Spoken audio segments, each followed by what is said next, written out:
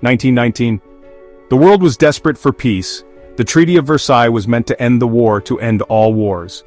But instead it set the stage for an even greater conflict, World War II. After World War I, the victorious Allied powers gathered in Versailles, France, to decide the fate of Germany. The treaty, signed on June 28, 1919, imposed harsh penalties on Germany, meant to prevent future wars, but ultimately fueling resentment. The Treaty of Versailles placed full blame for the war on Germany and forced them to accept severe consequences. Reparations: Germany was forced to pay 132 billion gold marks in damages, crippling its economy.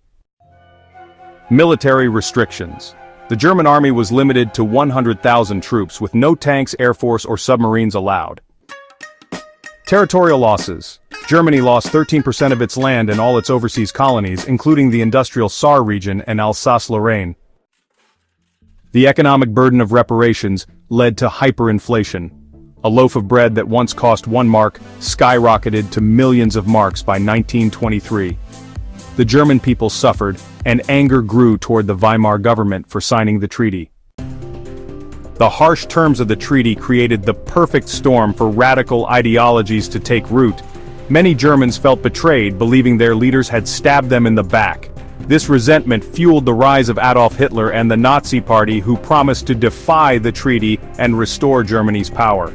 By the 1930s, Hitler rearmed Germany, reclaimed lost territories, and defied the treaty while the world watched. The Treaty of Versailles, meant to ensure peace, had instead paved the way for another war.